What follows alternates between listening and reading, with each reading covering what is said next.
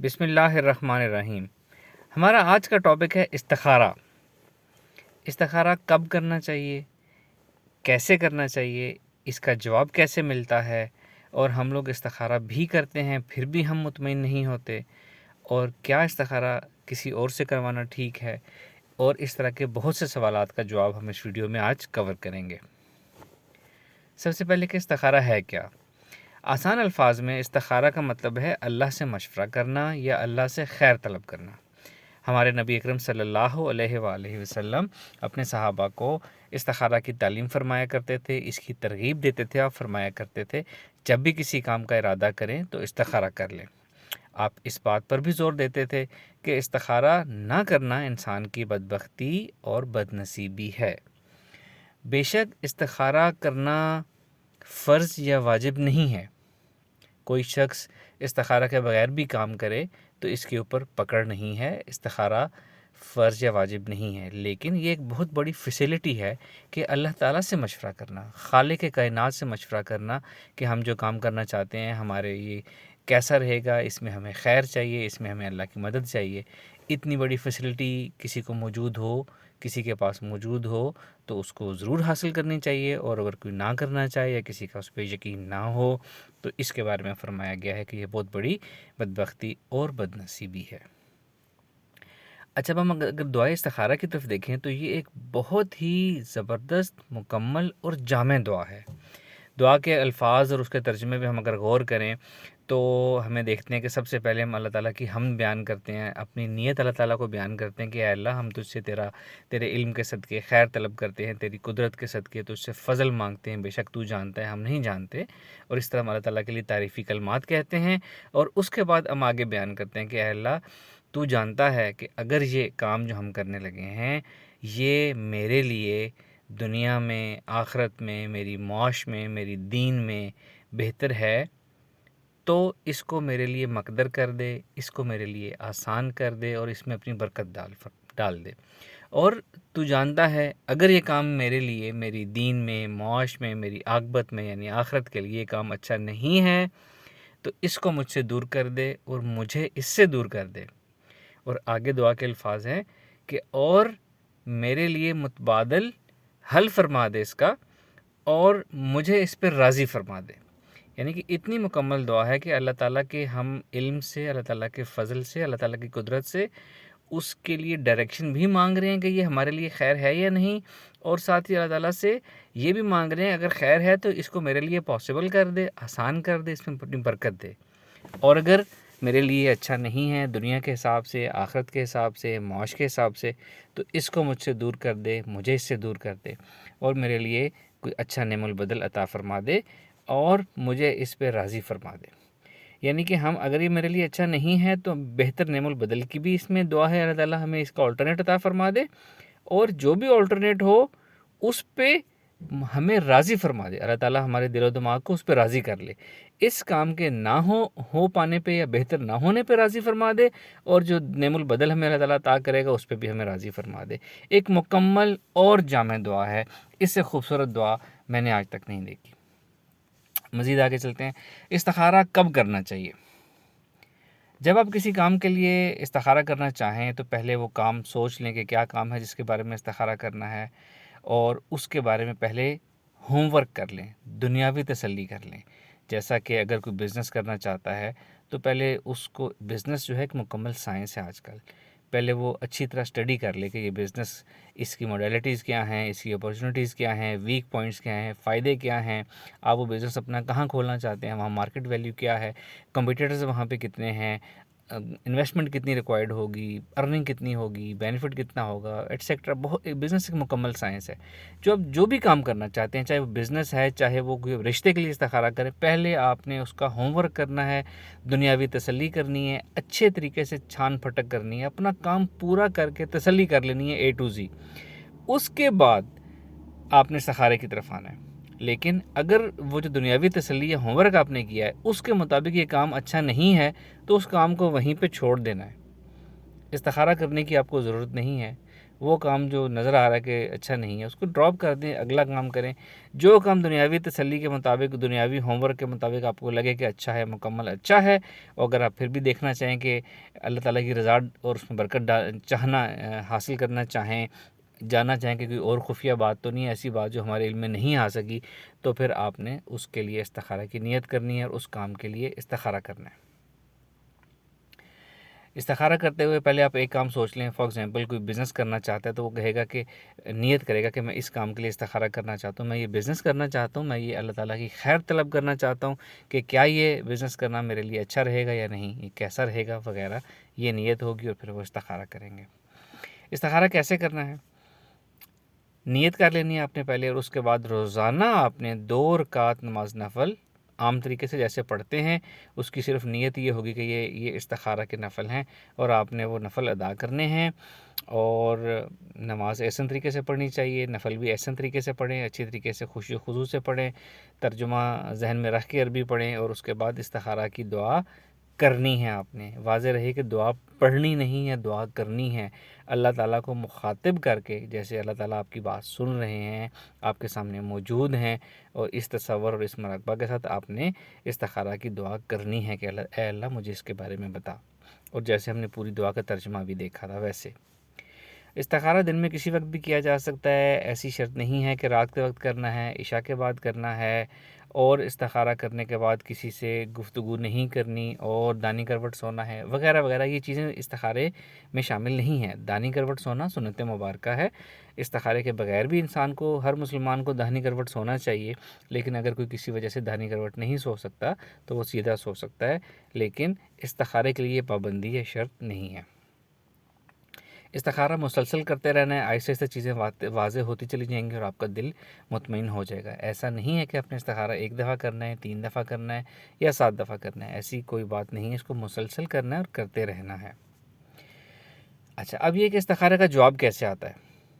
استخارے کا جواب 2 طریق سے آتا ہے، جو کہ میرے نزدیک استخارے کی نشانی ہے کہ استخارہ، یہ 2 نشانی جب تک پوری نہ ہو استخارہ ہوتا ہی نہیں ہے۔ ایک تو یہ کہ اللہ پاک جب آپ استخارہ مسلسل کرتے رہتے ہیں تو اس دوران اللہ تعالیٰ ظاہری حالات، وہ ظاہری حالات جن کی آپ پہلے دنیاوی تسلی کر چکے ہیں، جن کو ہم گراؤنڈ ریالٹیز کہتے ہیں، اللہ تعالیٰ وہ ظاہری حالات ایسے بنا کے آپ کے سامنے ظاہر کر دیتا ہے کہ آپ کے اوپر چیز ایک دم واضح ہو جاتی ہے، دودھ کا دودھ پانی کا پانی ہو جاتا ہے۔ اگر اس کام کا ہونا اچھا ٹھہرا ہو تو اللہ تعالیٰ اس کی مثبت چیزیں مزید آپ کے سامنے لانا شروع کر دیتے ہیں، آپ کو دکھانا شروع کر دیتے ہیں۔ اگر وہ کام اچھا نہ ہو، برا ہو، تو اس کے منفی پہلو اللہ تعالیٰ آپ پر دنیاوی طریقے سے ظاہر کرنا شروع کر دیتے ہیں۔ اور دوسری نشانی یہ ہے کہ جب آپ استخارہ کرتے رہتے ہیں تو آپ کا دل اور آپ کا دماغ دونوں 100% مطمئن ہو جاتے ہیں، ایک ہی بات کے اوپر آپ کو ذرہ برابر بھی شک نہیں رہتا، آپ کو ایک کلیئر ڈائریکشن مل جاتی ہے، اور آپ اندر باہر سے پورے اس کے اوپر فوکسڈ اور ڈٹرمنڈ ہوتے ہیں کہ ہم نے اس ڈائریکشن میں جانا ہے اور ہم نے یہ فیصلہ لینا ہے۔ اگر یہ 2 چیزیں نہ ہوں تو میرا یہ دعویٰ ہے کہ استخارہ کرنے والے نے ٹھیک استخارہ کیا ہی نہیں۔ اب ہم مزید آگے چلتے ہیں کہ کیا استخارہ کا جواب خواب میں آتا ہے یا آ سکتا ہے؟ پہلی بات تو یہ کہ جو اللہ تعالیٰ نے، اللہ کے رسول صلی اللہ علیہ وآلہ وسلم نے استخارہ کرنے کا طریقہ بتایا ہے، اس میں کوئی خواب کا ذکر نہیں ہے کہ استخارہ کا جواب خواب میں آئے گا۔ استخارہ کا جواب کیسے آئے گا یہ میں نے ابھی آپ کو بتا دیا ہے۔ بعض اوقات کچھ اللہ کے نیک لوگوں کو جن کو خواب آتے ہوتے ہیں ان کو خواب میں بھی اشارے آ جاتے ہیں، وہ اشارے استخارہ سے ریلیٹڈ بھی ہو سکتے ہیں۔ ایسا بھی ہو سکتا ہے کہ آپ کے اس خواب کا استخارے سے کوئی تعلق ہی نہ ہو۔ اور دوسری بات، استخارہ جو خواب ہوتے ہیں ان میں تشبیہات استعمال ہوتی ہیں، جن کو اپنی خوابوں کی ایک لینگویج ہوتی ہے، ایک اس کا انسائکلوپیڈیا ہوتا ہے جس سے ان کو انٹرپریٹ کیا جاتا ہے کہ خوابوں کی جو تشبیہات ہیں ان کے یہ مطالب ہیں اور اس کا یہ مطلب بنتا ہے۔ اگر آپ کو کوئی استخارہ کرنے کے دوران خواب آ بھی گیا ہے تو آپ نے اس کو ایک اضافی بونس لینا ہے، آپ نے اس کو شرط نہیں لینی کہ یہ آنسر ہے۔ اس کا تعلق استخارے سے ہو بھی سکتا ہے اور یہ بھی ہو سکتا ہے کہ اس کا تعلق نہ ہو۔ اور بعض خواب ایسے ہوتے ہیں کہ جن کے مطلب ہم خود سے نہیں سمجھ پاتے، تو ہم خود سے ان کے مطلب نکالنے کی کوشش کرتے ہیں۔ یہ بھی ہو سکتا ہے کہ وہ استخارے کا اصل مطلب نہ ہو اور ہم خود سے ایک مطلب ایزیوم کر کے اس کے اوپر عمل کریں اور وہ پھر بعد میں ٹھیک ثابت نہ ہو۔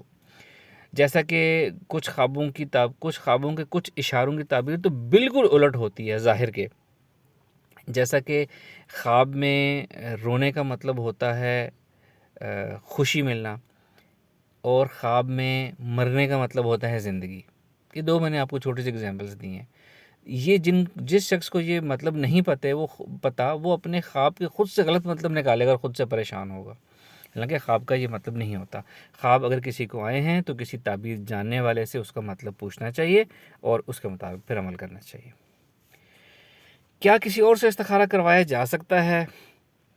استخارہ جو ہوتا ہے نا وہ خود کیا جاتا ہے، وہ کسی دوسرے سے نہیں کروایا جاتا، کیونکہ استخارہ جو ہے اس کی روح جو ہے وہ نفسیاتی ہے، وہ روحانی نہیں ہے. یعنی کہ ایسا نہیں ہے کہ استخارہ کرنے سے کوئی روحانی طور پر سارا بلیسنگ آتی ہے اور آپ کو سارا روحانی طور پر سب کچھ واضح کر دیا جاتا ہے. اس میں کوئی شک نہیں ہے کہ اس میں روحانی فیکٹر ہے اور اچھا خاصا ہے، روحانی اللہ تعالیٰ کی مدد اس میں شامل ہوتی ہے لازماً. لیکن استخارے کی جو اصل روح ہے یا جو اس کی ماہیت ہے وہ نفسیاتی ہے. یعنی جو شخص استخارہ کرتا ہے اللہ تعالیٰ اس کو نفسیاتی تسلی اور سکون عطا فرماتا ہے. وہ تسلی، وہ سکون جو اس کے دل اور دماغ میں ہوتا ہے، جو اس نے کسی فیصلہ لینے کے لیے ضروری ہوتا ہے اور اس فیصلہ پہ عمل کرنے کے لیے ضروری ہوتا ہے. تو یہ جو نفسیاتی تسلی ہے نا، دل اور ذہن کا سکون، یہ کسی اور سے استخارہ کروا کے حاصل نہیں ہوتا اس طریقے سے جو آپ کو خود کرنے سے حاصل ہوتا ہے. اس لیے استخارہ ہے ہی وہ جو خود کیا جاتا ہے. جو کسی اور سے کروایا جاتا ہے اس کو استخارہ نہیں کہتے، اس کو ہم روحانی مشورہ کہہ سکتے ہیں. اچھا، اب یہ کہ روحانی مشورہ کب کرنا چاہیے، کیسے، کس سے کرنا چاہیے، کیا یہ کیا جا سکتا ہے کہ نہیں؟ روحانی مشورہ لیا جا سکتا ہے اللہ کے نیک بندوں سے. حضور پاک صلی اللہ علیہ وآلہ وسلم بھی اپنے صحابہ کو روحانی مشورہ دیا کرتے تھے، اور صحابہ بھی حضور پاک صلی اللہ علیہ وآلہ وسلم سے روحانی مشورہ طلب فرمایا کرتے تھے. اچھا، اب ہم کہ روحانی مشورہ لیا جا سکتا ہے، تو یہ ہم نے بات کر لی کہ استخارہ خود کرنا چاہیے تاکہ نفسیاتی تسلی مل سکے. اگر آپ کسی وجہ سے خود نہیں کر پا رہے ہیں تو آپ اللہ کے کسی نیک برگزیدہ بندے سے روحانی مشورہ لے سکتے ہیں. اب روحانی مشورہ آپ نے کسی ایسے شخص سے لینا ہے جن کو آپ جانتے ہوں کہ وہ اللہ والے ہیں، نیک ہیں، ان کی ریپوٹیشن ٹھیک ہے، ان کی محفل، ان کا اٹھنا بیٹھنا، ان کا نام ٹھیک ہے. ان سے روحانی مشورہ آپ کو لینا چاہیے. اور روحانی مشورہ آپ نے کسی ایک ہی بزرگ سے لینا ہے. ایسا نہیں کرنا آپ نے کہ بار بار مختلف لوگوں سے آپ روحانی مشورہ لیں.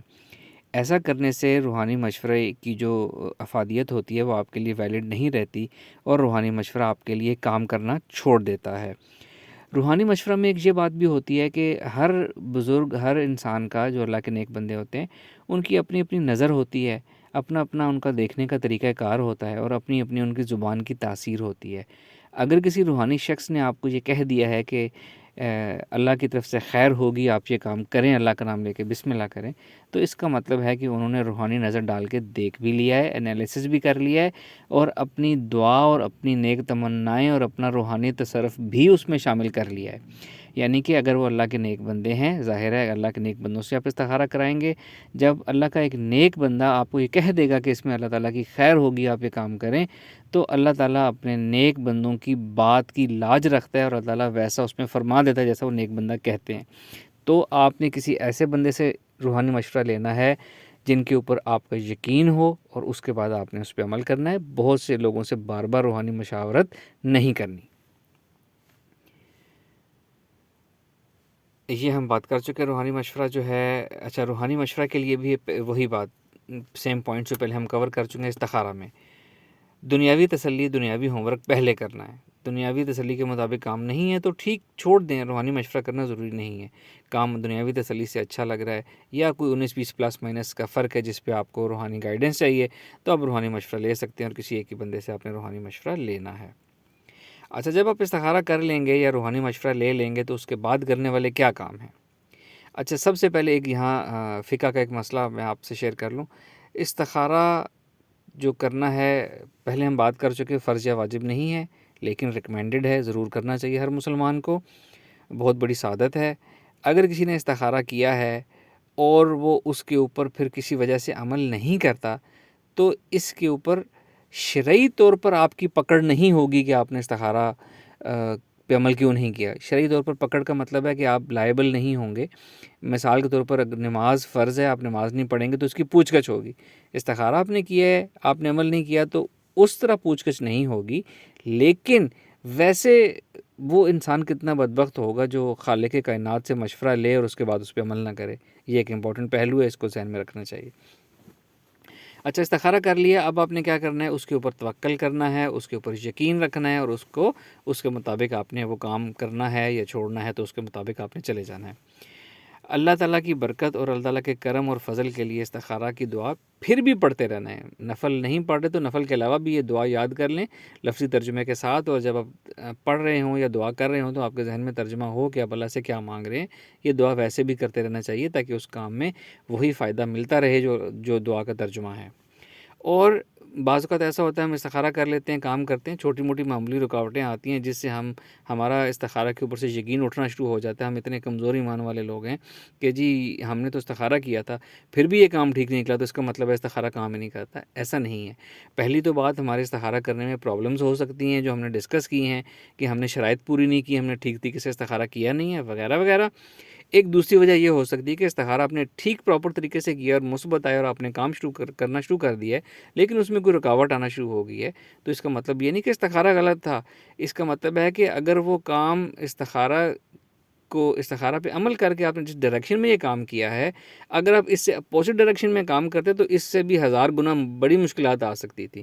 دس از شیور کہ استخارہ ہو گیا ہے، صحیح ہوا ہے، تو وہ چھوٹی چھوٹی مشکلات جو ہیں وہ فضل کے لیے ہیں، وہ برکت کے لیے ہیں، وہ فائدے کے لیے ہیں. اس میں کوئی نقصان نہیں ہے، گھاٹے کا سودا نہیں ہے استخارہ کرنا. یہ ہر شخص کا یقین ہونا چاہیے، اور جس شخص کا یہ یقین نہیں ہے وہ استخارہ نہ کرے. استخارے کی بے ادبی ہوتی ہے.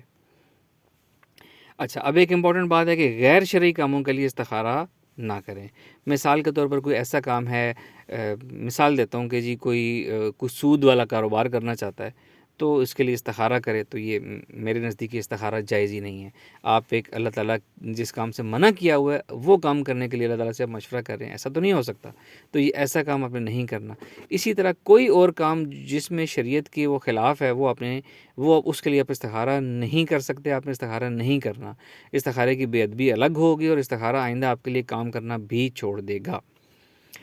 اسی طرح بعض لوگ رشتوں کے لیے استخارہ کرتے ہیں. میں ینگسٹرز کی بات کرتا ہوں. کالج یونیورسٹیز میں ساتھ پڑھتے ہیں، انسیت ہو جاتی ہے، محبت ہو جاتی ہے. اب ہمارے ہاں جو ہمارا معاشرہ ہے اس میں شادی 2 انسانوں کے درمیان نہیں ہوتی، 2 خاندانوں کے درمیان ہوتی ہے.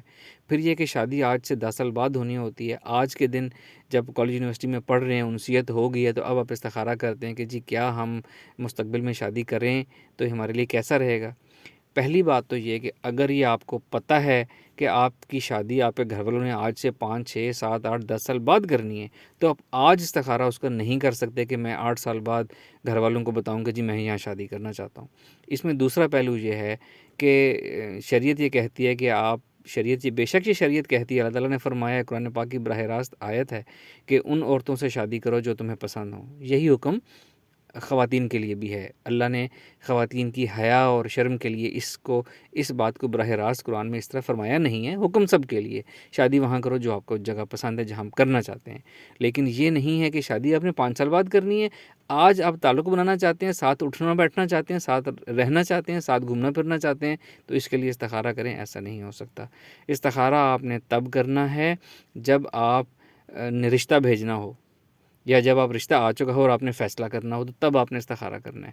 اگر یہ کام 5 سال بعد ہونا ہے اور آج آپ اس کے لیے استخارہ کر رہے ہیں تو آپ ظلم کر رہے ہیں اپنے اوپر بھی، اور آپ دین کے ساتھ ناانصافی کر رہے ہیں اور استخارہ کی آپ بے ادبی کر رہے ہیں. ایسا آپ نے نہیں کرنا. اسی طرح کسی بھی غیر شرعی کام کے لیے استخارہ آپ نے نہیں کرنا. یہ ہمارے استخارہ کے بارے میں معلومات تھی. آپ لوگ اپنا ایکسپیرینس شیئر کرنا چاہیں، اپنے کسی مسئلے سے متعلق ہم سے کچھ گائیڈنس چاہیں، استخارہ میں آپ کو کوئی مشکل آ رہی ہے، رہنمائی چاہتے ہوں، اپنا ایکسپیرینس شیئر کرنا چاہتے ہوں، یا کوئی لوگ استخارہ خود سے نہ کر پا رہے ہوں، روحانی مشورہ چاہتے ہوں، تو ہم سے رجوع کر سکتے ہیں. ہماری کانٹیکٹ انفو پہ ہم آپ کو تسلی بخش رپلائی دیں گے انشاءاللہ تعالیٰ. Thank you very much. اللہ حافظ.